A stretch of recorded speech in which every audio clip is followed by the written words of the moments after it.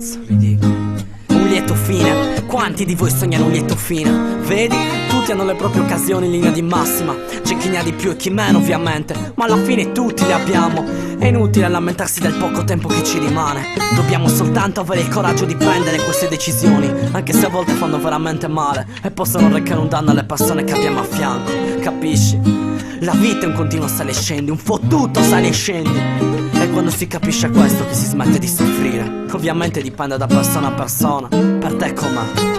1-7, avevo quanto basta per sorridere alla vita anche se mi umiliava. Non capivo niente ma nella mia testa uno come tanti, normale tra i ragazzi. Ma quanti perdono l'amore a quell'età? Ma io invece entravo piano piano e la felicità sorrideva se vedeva il mio sguardo nella città, come fosse un poker tra le mani e la maturità. È una parola strana, me l'hanno sempre rinfacciata. Non trovo un senso ma nel senso che non penso se lo penso, nel senso stesso che il vostro pensiero non lo reggo, perché qui vale al non pensare. Capisci il senso? Se vuoi dopo lo spiego. Ho scritto il primo testo sul letto d'ospedale tra le lacrime e ora flebo, con dei dottori spaventati dal mio cuore, ma ridevo, poi piangevo e ripetevo: domani è un altro giorno.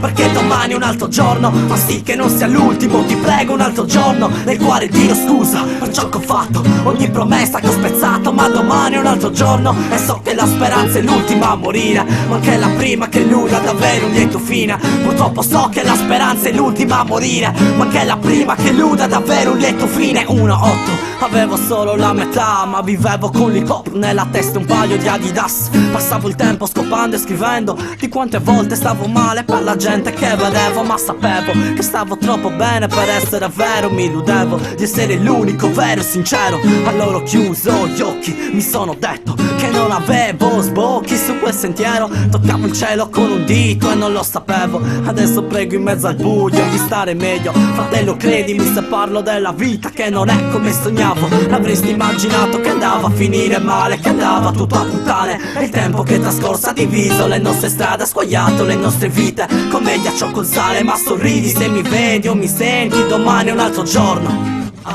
Perché domani è un altro giorno, ma sì che non sia l'ultimo, ti prego, un altro giorno nel quale Dio scusa per ciò che ho fatto, ogni promessa che ho spezzato. Ma domani è un altro giorno e so che la speranza è l'ultima a morire, ma anche la prima che illuda davvero un lieto fine. Purtroppo so che la speranza è l'ultima a morire, ma anche la prima che illuda davvero un lieto fine. 1-9, non provo un cazzo di niente l'amore, l'ho visto andarsene lontano e non so come e dove. Lo sto ancora cercando nel ventre del mondo, all'interno di un sogno, ma giuro non lo trovo. A volte sembra così strano e la mia testa non smette di pensare a quei momenti.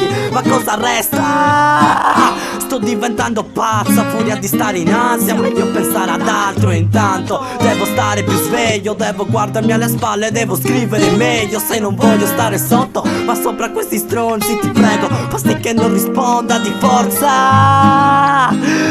Prendo fiato per raccontarti chi sono, per dire cosa sono e per dire ciò che voglio, per dire che la fuori è una merda, però so che domani è un altro giorno.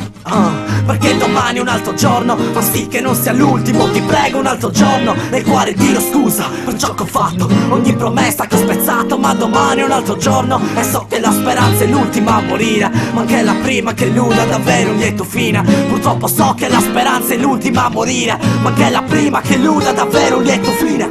Lo volete un consiglio? Non permettete mai a nessuno di farvi influenzare, specialmente sulle decisioni che vi cambieranno la vita. Ve lo dice uno che ogni giorno paga il prezzo degli stessi fatti influenzare nei momenti di debolezza.